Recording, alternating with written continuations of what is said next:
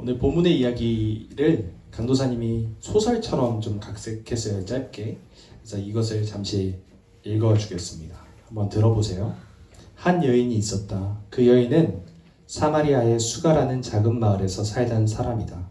그리고 그녀는 마을 사람들을 만나기를 싫어했다. 이유가 뭘까? 마을 사람들은 그 여인을 보면 수군거렸다. 저 여자는 무슨 낯짝이라고 여길 나와 창피하지도 않나 봐. 저 여자라며 남편이 5이나 있었다고. 진짜 음탕한 것 같다.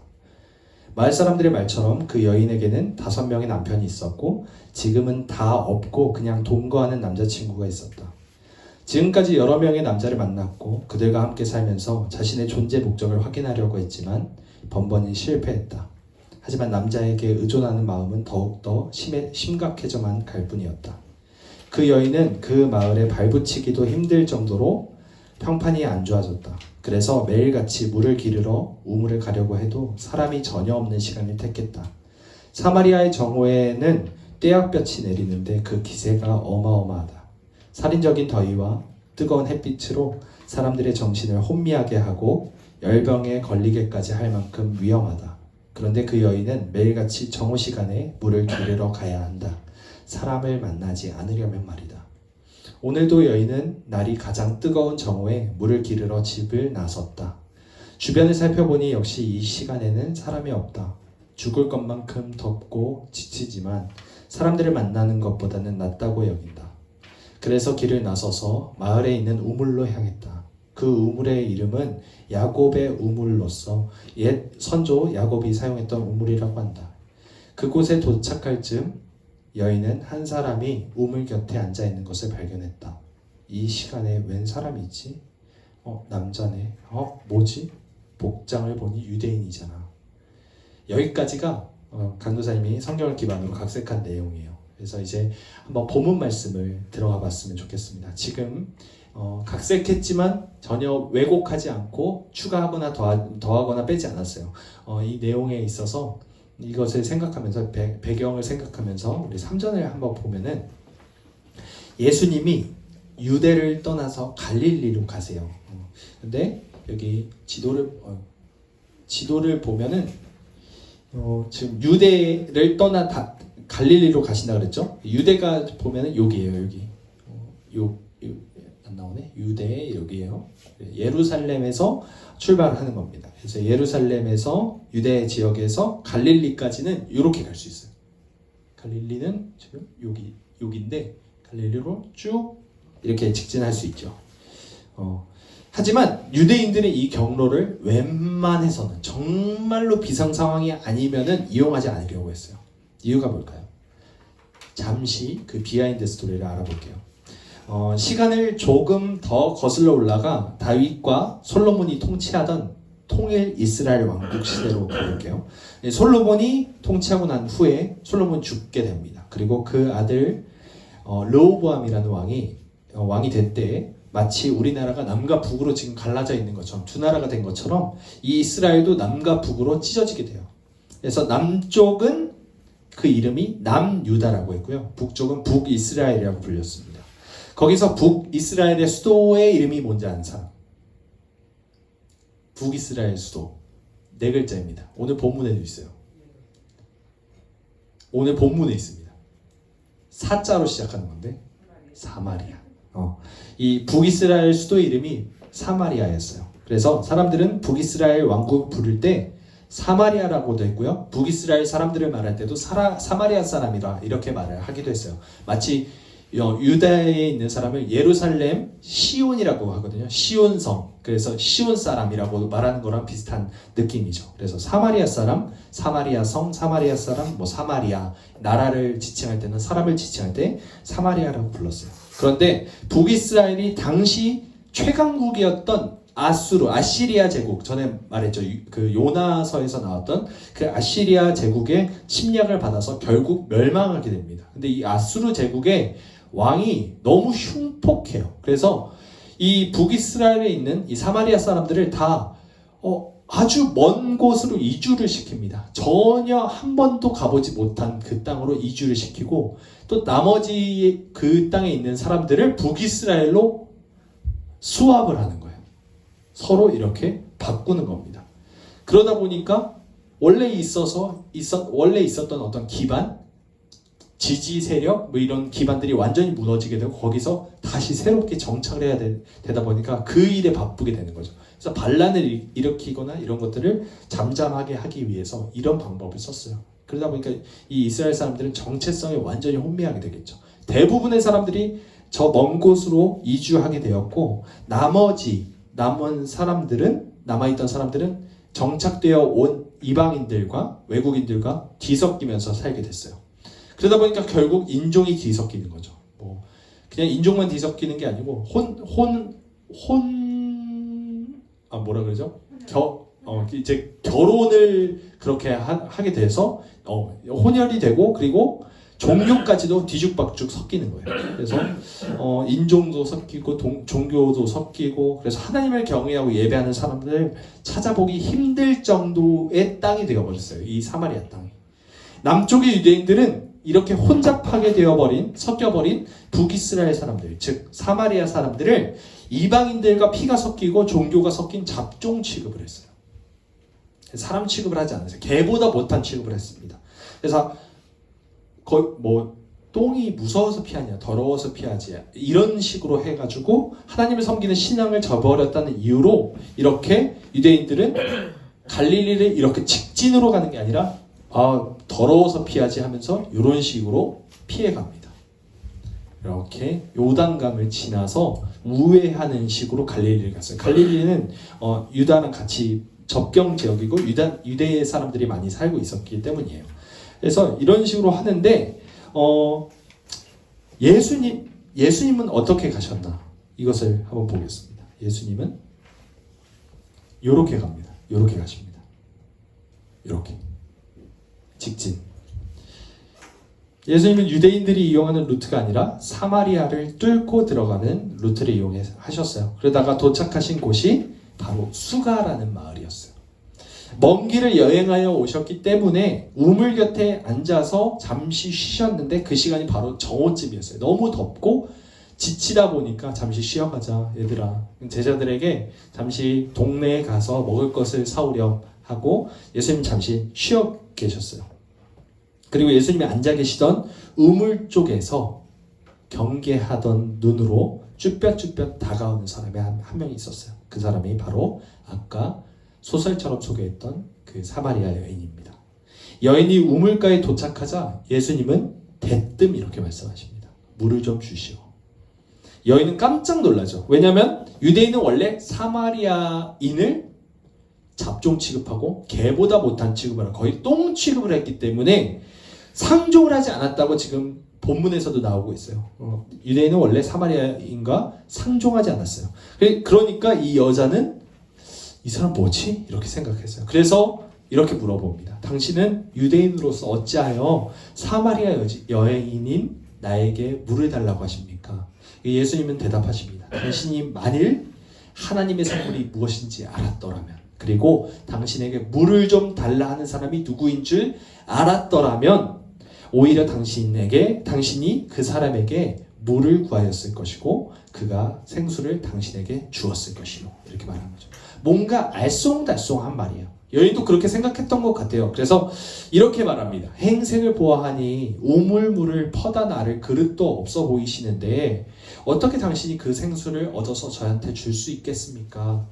물을 어떻게 줄 수 있습니까? 바가지는 저한테 있는걸요? 이렇게 말하죠. 그때 하신 예수님의 말씀이 매우 유명한 말씀인데 함께 13, 14절을 읽어보겠습니다. PPT에도 있으니까 한번 보고 읽어보겠습니다. 시작. 예수께서 대답하여 이르시되 이 물을 마시는 자마다 다시 목마르려니와 내가 주는 물을 마시는 자는 영원히 목마르지 아니하리니 내가 주는 물은 그 속에서 영생하도록 솟아나는 샘물이 되리라. 아멘. 영원히 갈증이 나지 않는 물. 이 여인은 이렇게 대답합니다. 영원히 목마르지 않는 물? 갈증이 나지 않는 물이라고요? 그런 물이 있다면 저에게도 좀 주십시오. 그럼 목이 더 이상 마르지 않을 수도 있고 이렇게 떼약볕이 내리는 정오에 물을 기르러 생고생을 하지 않을 수도 있겠네요. 저에게도 그 물을 주세요. 이렇게 말합니다. 예수님은 우리가 보통 마시는 그런 물을 말씀하시는 게 아니죠. 예수님이 주시는 생수는 마치 샘물과 같이 영원히 솟아나는 것이지만 이 땅에서 솟아나는 H2O 그 물을 뜻하는 것이 아님은 분명했어요. 하지만 사마리아 여인은 예수님의 말씀을 잘못 알아들었죠.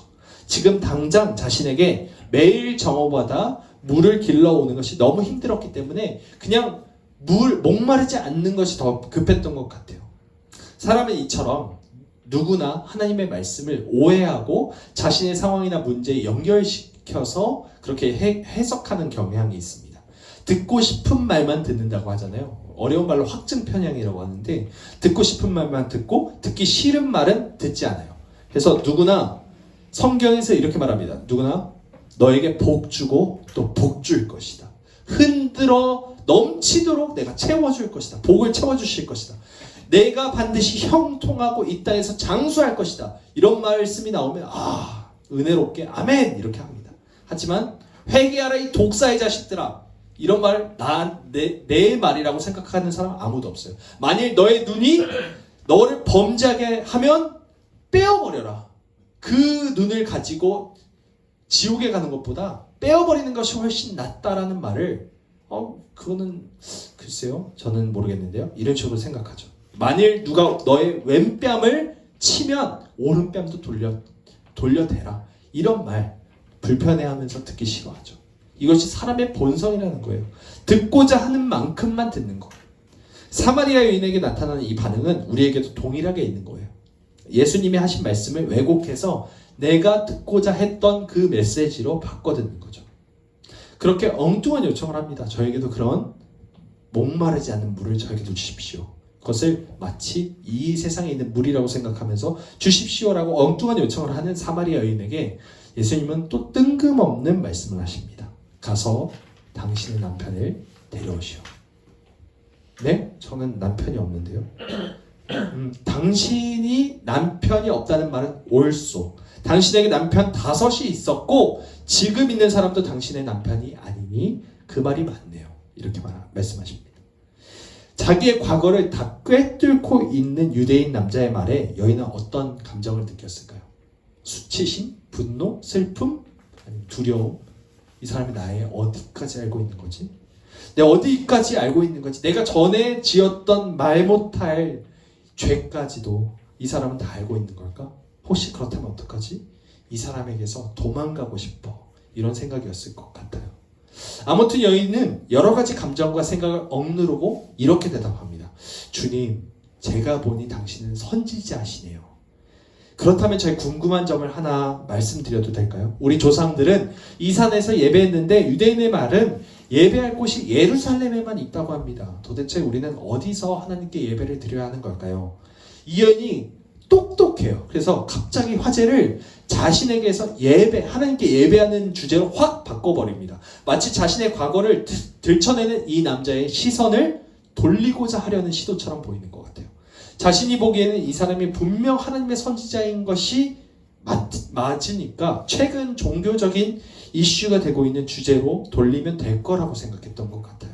그것도 그럴 것이 예수님 당시에 사마리아 사람은 이 산이 그리심산이라는 산에서 예배를 드렸어요. 그 산에 올라가서 거기서 산당을 차려놓고 거기서 예배를 드렸는데 유대인들은 그런 사마리아 사람들에게 하나님께 예배할 장소는 오직 예루살렘이고 예루살렘에 있는 성전에서 예배를 드려야 된다. 그래서 성전에 들어가는데 성전세도 걷고 막 그랬잖아요.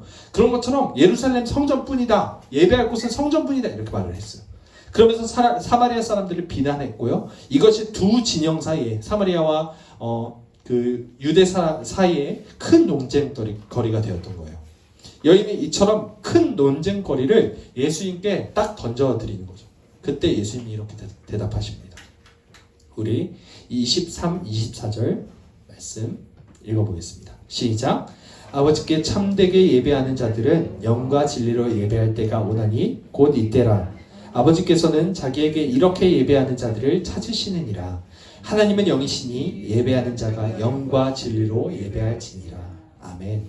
예수님이 이 말씀처럼 새로운 시대를 여신다 말씀하셨어요. 이전에 유대인들은 예루살렘 성전에서 양과 소와 염소의 피를 염소를 잡아서 피의 제사를 매일마다 드려야 했어요. 사마리아 사람들은 그리심산에 올라가서 거기서 제사를 드려야 했죠. 하지만 동물을 잡는 피의 희생, 이 제사는 절대로 완전한 것이 아니죠. 마치 우리가 물을 마셔도 또다시 목이 마른 것처럼 동물을 잡는 희생 제사는 계속해서 반복되어야만 하는 그런 것이었어요. 하지만 예수님께서 말씀하신 예배는 완전히 다른 것이었죠. 염소나 소, 양의 피는 사실 절대로 인간의 죄악의 값을 치를 수 없죠. 동물을 잡는 희생 제사는 사실 예수님께서 희생 제물로서 죽으실 것을 가리키는 화살표와 같은 거예요. 누군가가 이 동물과 같이 너의 죄를 위해서 죽으실 것이다라는 의미를 가지고 있는 것이죠. 그게 제사를 드리는 목적이었어요. 그 제물이 누구였죠? 바로 예수님이죠. 히브리서 7장 17절 말씀에 이렇게 말씀합니다. 그는 저 대제사장들이 먼저 자기 죄를 위하고 다음에 백성의 죄를 위하여 날마다 제사 드리는 것과 같이 할 필요가 없으니 이는 그가 단번에 자기를 드려 이루셨습니다. 아멘. 이 예수님은 단번에 자기 자신을 하나님께 드리는 제물이 되셨어요. 그렇게 피를 흘려서 죽으셨죠. 피만 흘리셨나요? 아니죠. 로마 병정이 예수님이 죽으셨을 때 이미 숨을 거두고 다 이루었다 하고 숨을 거두셨을 때 로마 병정이 죽었는지 확인하려고 뭘 했죠? 창으로 옆구리를 푹 찌릅니다. 그때 피가 쏟아졌고 동시에 뭐가 쏟아졌죠? 물이 쏟아졌다고 기록되어 있어요. 예수님께서 사마리아 여인에게 말씀하신 영원히 목마르지 않는 물, 이것을 주겠다, 너에게 주겠다 하신 물은 바로 이 물이에요. 십자가의 제물이 되어서 인간의 모든 죄를 깨끗이 씻기시고 그 마음 안에 솟구치는 죄의 욕망을 완전히 뒤바꾸어서 하나님에 대한 사랑이 샘솟듯 하게 하신 물, 그 물이 바로 십자가에서 흘리신 피와 물인 거죠. 사마리아 여인에게는 남자가 문제였어요. 남자 문제가 해결되지 않았어요. 그 마음에 도저히 해결되지 않는 이 영혼의 갈증을 남자와의 관계를 통해서 풀어보려고 했던 거예요. 하지만 그것은 자신에게 오히려 족쇄가 되었고 더 많은 죄를 짓게 만들어서 사회적으로 평판이 나빠지게 되고 그 사회에서 아웃사이더가 되게 만들었죠. 그 죄는. 그로 인해서 여인은 기절을 할 듯한 그런 더위에도 불구하고 정오에 우물물을 뜨게 만드는 그런 고통을 떠안게 된 거예요. 점점 더 문제가 악화되어서 도저히 손 쓸 수 없는 상황이 되고 말았고 그 피폐함 속에서, 영혼의 피폐함 속에서, 그 갈증 속에서 계속 허덕이고 있었던 거죠. 예수님은 그 갈증을 해결시켜 주겠다 말씀하신 거예요. 우리에게도 그런 문제가 있지 않나요? 내 영혼에도 끊임없는 갈증이 있을 거예요. 우리는 이 갈증을 해소하기 위해서 갖가지 방법을 동원해요. 친구들 뭐 게임도 해보고 웹툰도 보고 남자친구 여자친구도 계속 사귀어보고 친구들 사이에서 인싸가 되기 위해서 노력도 해보고 공부도 열심히 해서 성적도 올려보고 하루 종일 넷플릭스, 유튜브 이런 거 재미있는 거 찾아보고 뭐 SNS, 뭐 인스타그램 이런 것들 계속 들여다보면서 사람들 어떻게 사는지 기웃기웃 거려보고 심지어 야동을 보거나 술, 담배 등의 일탈 행위를 통해서 갈증을 해소해보고자 노력을 합니다.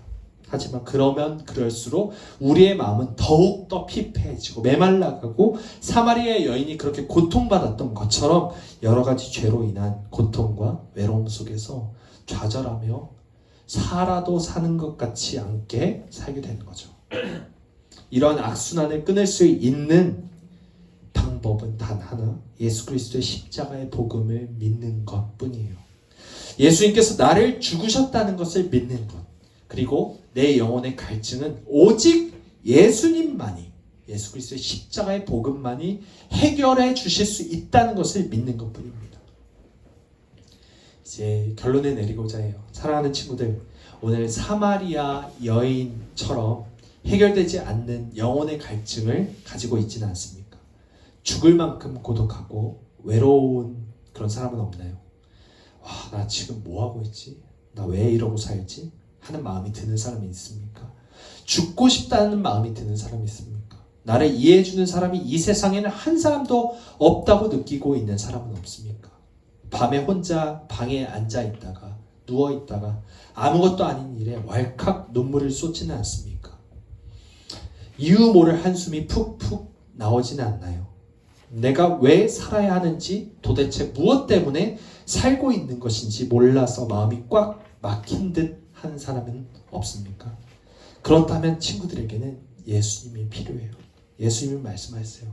이 물을 마시는 자마다 다시 목마르려니와 내가 주는 물을 마시는 자는 영원히 목마르지 아니하리니 내가 주는 물은 그 속에서 영생하도록 솟아나는 샘물이 되리라. 친구들 모두가 이 말씀을 믿고 주님 그 물을, 예수 그리스도의 그 피를, 그 물을 저에게도 주십시오라고 기도하며 주님께 나아가는 친구들 되시기를 바랍니다. 예수님만이 나의 삶의 만족이 되십니다. 예수님만이 내 영혼의 갈증을 해결하실 수 있는 유일한 분이십니다 라고 고백하며 예수님만 사랑하며 살기를 주님의 이름으로 간절히 소망합니다. 아멘. 이 시간에 찬양하고 기도하는 시간 갖겠습니다.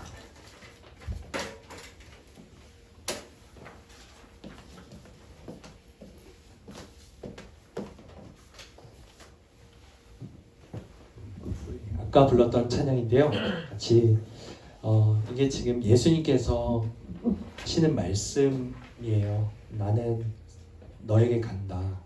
이 가사가 마치 나에게 들리는 그런 가사가 되었으면 좋겠고 예수님의 마음을 확인하고 또 예수님만 따르며 살아가는 그런 친구들 되시길 바랍니다.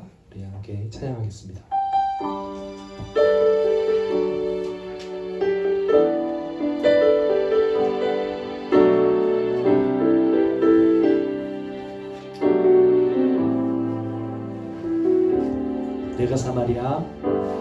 내가 사마리아에 가는 이유는 그곳에 울고 있었던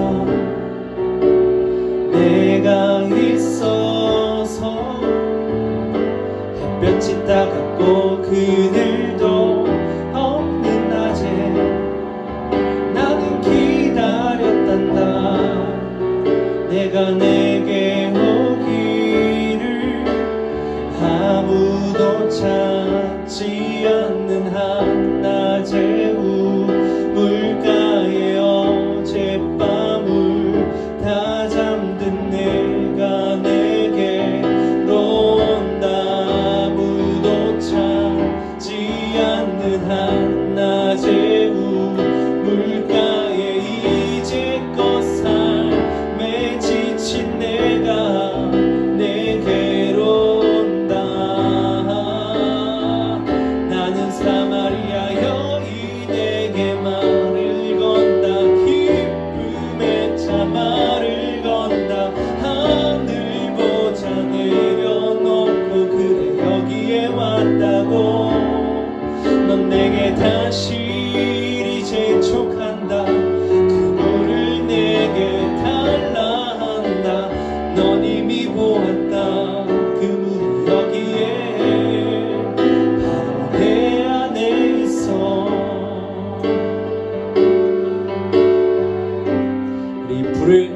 주시고요. 함께 다시 한번 찬양하겠습니다. 가사를 생각하시면서 오늘 본문 말씀을 생각하면서 내가 사마리아에 가는 이유는 그곳에 울고 있었던 내가 있어서 햇볕이 따갑고 그늘도 없는 낮에 나는 기다렸단다. 내게 오기를 아무도 찾지 않는 한낮의 우물가에 어젯밤을 다 잠든 내가 내게로 온다. 아무도 찾지 않는 한낮의 우물가에 이제껏 삶에 지친 내가 내게로 온다. 나는 사마리아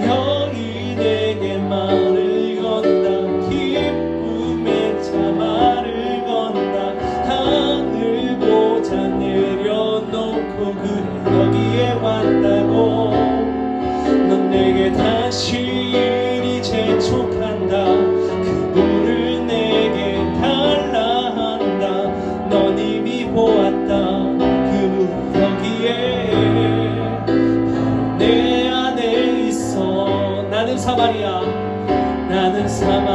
여인에게 말을 건다. 기쁨의 차 말을 건다. 하늘 모자 벌려놓고 그래 여기에 왔다고. 넌 내게 당신이 재촉한다. 그 물을 내게 달라 한다. 넌 이미 보았다. 그 물은 여기에 바로 내 안에 있어.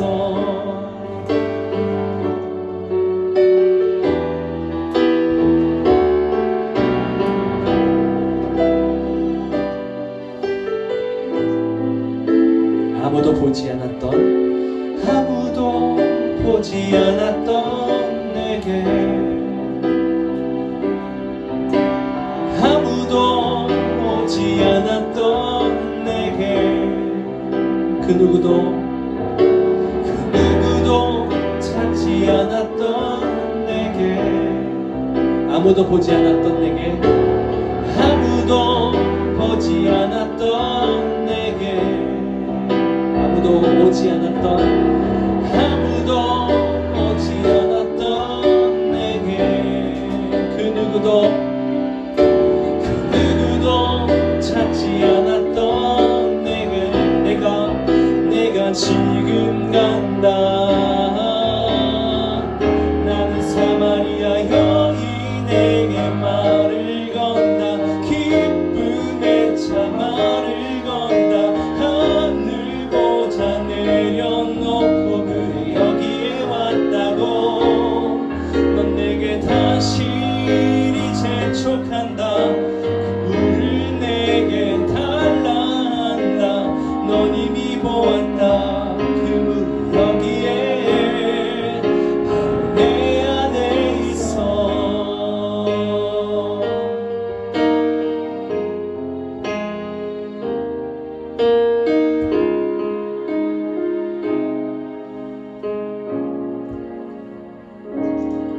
아멘. 이 시간에 함께 기도하면서 주님께 나아갔으면 좋겠습니다. 아무도 찾지 않는 한낮의 우물가에 어젯밤 울다 잠든 내가 내게로 온다. 아무도 찾지 않는 한낮의 우물가에 이제껏 삶에 지친 내가 내게로 온다. 여러분, 학업을 진행하면서 또는 삶을 살아가면서 많이 지쳐있진 않습니까? 영혼의 메마름을 어떤 것으로 해결하기 위해, 그 갈증을 해결하기 위해서 어떤 행동을 하고 있고 어떤 삶을 살아가고 있습니까? 예수님은 말씀하세요. 나에게 와야 한다. 나에게 물을 달라 해야 한다. 내게서 물을 받아 마셔라.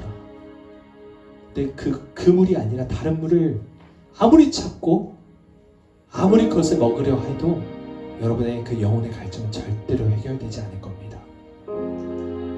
강도사님이 그렇게 살아왔고 30년 동안 방황했어요. 친구들은 얼마나 방황할 거고 또 얼마나 수많은 죄들을 하나님 앞에서 지을 건가요? 지금도 예수님은 말씀하십니다. 나에게로 와라. 나에게서 그 물을 마셔라. 그거면 된다. 친구들 마음 가운데 예수님의 말씀이 울려 퍼지길 바랍니다.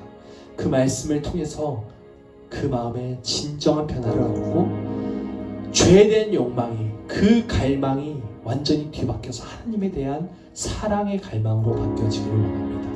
그 갈급함이 이제는 죄에 대하여 줄이고 목마른 마음에서 의에 대하여 줄이고 목마른 마음으로 바뀌어지기를 원합니다. 그것을 바꾸실 힘은 오직 예수 그리스도께 있음을 여러분이 믿으셔야 돼요. 친구들 한 사람 한 사람 그것을 믿으며 이 시간에 그렇게 고백하며 나아갔으면 좋겠습니다. 주님, 나에게도 그 물을 주시옵소서. 주님, 내 영혼의 갈증을 해결시키실 그 영혼의 물, 예수 그리스도 안에 있는 그 물을 나에게도 주어 먹게 하여 주시옵소서. 하나님, 그 물로 내가 채워지게 하여 주시고 영혼의 갈증으로 더 이상 해결되지 못하여서 그렇게 힘들어하고 날마다 밤마다 울며 불며 잘 삶 속에서 이제는 해결되지 못한 그 모든 문제가 해결되게 하여 주시옵소서. 예수 그리스도로 말미암아 우리가 행복을 얻고 진정한 기쁨을 얻게 하여 주시옵소서. 그렇게 고백하며 나가는 시간 되었으면 좋겠습니다. 기도하시겠습니다. 하나님 아버지 감사합니다. 주여 우리에게 아버지와 예수 그리스도께서 주신 그 물을 받아 먹게 하여 주시옵소서. 주여 아버지 그 물을 먹고 마시는 자에게는 진정한 위로가 있으며 진정한 안식이 있고 진정한 쉼이 있으며 진정한 행복이 있고 진정한 기쁨이 있음을 아버지 우리가 믿게 하여 주시옵소서. 머리로만 알았던 그 지식과 같은 것이 이제는 내려와 이 심장 속에서 강력한 타격을 있게 하여 주시고 아버지 우리의 심령을 변화하게 하여 주시고 영혼이 뒤집혀지는 역사가 일어나게 하여 주시옵소서. 죄에 대한 갈망이 예수 그리스도 하나님에 대한 갈망으로 아버지가 그 의에 대한 줄이고 목마른 마음으로 박혀지게 하여 주시옵소서. 예수 그리스도께서 주시는 그 물을 먹고 마시는 자에게는 진정한 쉼이 있으며 삶에 대한 기쁨이 있고 진정한 삶의 목적이 무엇인지 그 방향이 무엇인지 알게 되는 것을 알게 하여 주시고 깨닫게 하여 주시고 믿게 하여 주시옵소서. 모든 친구들이 그러한 삶으로서 살아가게 하여 주시며 아버지 예수 그리스도께 축복받으며 하나님 앞에 그렇게 귀한 삶을 살아내는 그런 친구들 한 사람 한 사람 될 수 있도록 주여 도와주시옵소서.